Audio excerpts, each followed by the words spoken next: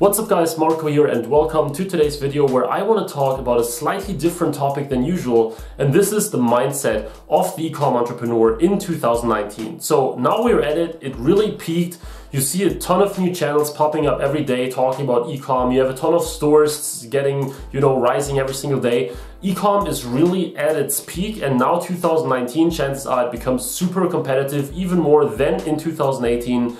And we're talking about all those tactics and strategies and hacks so often that I believe, okay, let's talk a little bit about the mindset, about some like theoretical stuff, about some things that you really should do in your everyday work. And I just want to give you some ideas on what you should do in order to be better in 2019, make more sales. And if you combine these things here in that video with like tactical stuff, Google ads, Facebook ads, copywriting and all those things, I promise that you will really have the maximum effect and get a ton of value out of that. So I want to start that video or that list of things with a very fundamental question that you should ask yourself. And this question is, do you really want to do e-commerce, or are you just doing e-commerce because it's some trendy, like hot, sexy thing that everyone is doing? I know this question sounds a little bit stupid, but I see so many people in this e-commerce game, they are just in here because like their friend or some random YouTube guy told them that this is a super easy business, right? And there are so many people, even those that make a few sales, that are actually hating that business, or that think it's actually not that cool. But because they heard it's like the easiest thing to do, it's like easier than other things, they are in that business. And I think the most important thing that you should do now in early 2019, we're still at like in the first or second week now, is that you should be honest with yourself and really think about whether you want to be an e-commerce entrepreneur. So for me, for example, I'm in e-commerce since 2013, right? I've seen I've had multiple stores come and go and come again. I've seen so many client stores, so many student stores, and I can definitely say that I really love this business model and I want to stay in that business model. So it's not that I'm just, harvesting an opportunity and that I want to try to sell like my Google Ads course or something like that. I'm in e-commerce way before I even had my first thought of creating that YouTube channel.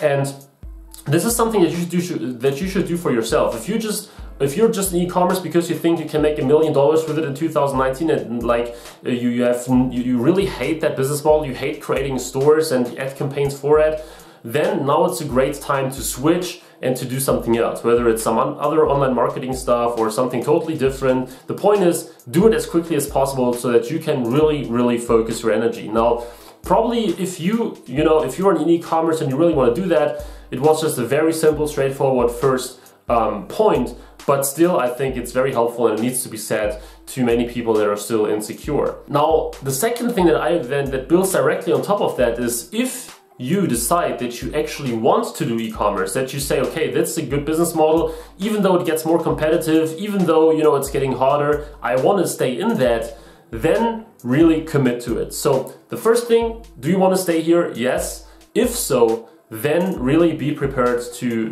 give it at least 6 to 12 months. So don't say, oh yes, I want to crush e-commerce now, I want to really get to it, I want to make some crazy sales. Let's see what I can get done in the first 2 weeks. That's not how it works. So what you need to do is, if you say, yes, I want to do that, give it 6 to 12 months at least, and then evaluate what you are doing. This doesn't mean that you need to have one store like for a full year. You can switch a store, you can switch your niche. But the point is, if you really decide that you want to be in e-commerce, then also invest the time that is needed to be successful with it.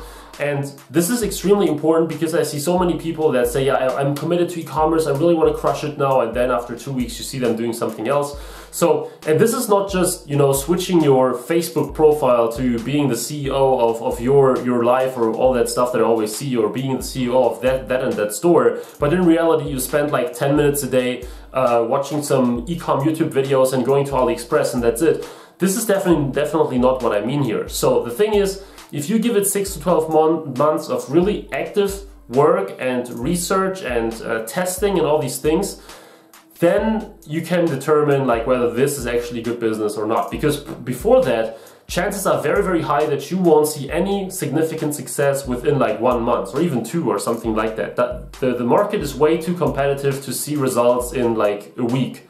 It happens like 0.1% of the time, but this is literally luck and luck only. So, very important thing, if you really want to be an e-commerce entrepreneur, commit to it and only evaluate this whole thing after 6 to 12 months. You will see that this is a very, very important thing, and that it will definitely help you out with your further like success in e-commerce. Another thing that's extremely important once you really, once you're committed, once you start working on that, is that you have some sort of direction that you want to go. So what I see a lot is that there are people that whenever there is a new trend, a new video, a new topic, they immediately change everything. So let's say they are currently advertising with like Google Ads and it's going okay, but then something else comes along like messenger bots and they really change everything to that. Or, something totally different, they have a successful niche store or whatever, but there is another product that they think, oh, this looks okay, they go immediately into that, right? So the point is that there are too many people that are always looking for that new trends, that new potential quick wins, that, they're always jumping into the next, into the next, into the next. In reality, when let's say you run a niche store and you work on that, like you do content for it, you do the creatives, the campaigns and copywriting and everything, it can only really work if you focus on that thing. So if you always jump around and, oh, there is a new trend and there is something new and let's try that, and you're always committing like 2, 4, 5 hours to each of these things before you then find something new, this is hardly going to work. So if you decided, okay, I commit to e-commerce, I want to do it long term, the next point is that within e-commerce you have one clear direction. So let's say I have that niche store, I want to advertise it with Google Ads, I want to work with influencers on top of that, so I will do everything I can to get that niche successful and to get to that point where I'm making regular sales or something, right? As soon as your business is running, as soon as you get some traction, you can always check some other things, but you never know if the thing that you were doing right now would have worked if you always change every single time. So really give it some time, give your current strategy some time to work out, instead of really like jumping to the next strategy from Google to Facebook, back to Google, back to Twitter ads or whatever, from niche to general store. Similar to the thought that you really need to focus on e-com itself, you also need to focus on your strategy and what you actually plan to do. And this is also one of the most important things. If you have your niche and have your idea on how to promote it and everything, and then you execute on it relentlessly and you really push it, you turn into a very dangerous like competitor that others can be afraid of, because they know that you are building up momentum, that you keep getting stronger by the day. And if not, they know that you will be gone in 2 weeks anyway, right? But if you really build up and if you increase and improve and everything, then that's the point where you're really getting, or where you're really becoming a very, very dangerous competitor that others are kind of scared if you just do it long enough and good enough. Now, the last thing that I want to talk about is not really like some sort of mindset thing. It's more like something in regards to productivity. And this is doing one thing at a time. This is incredibly important. I see myself very often actually failing at that. So I'm kind of guilty here too. But maybe you also know that from your own situation. You do something, let's say you have a task list for today, right? You have a store and today you have to create an ad campaign on Google.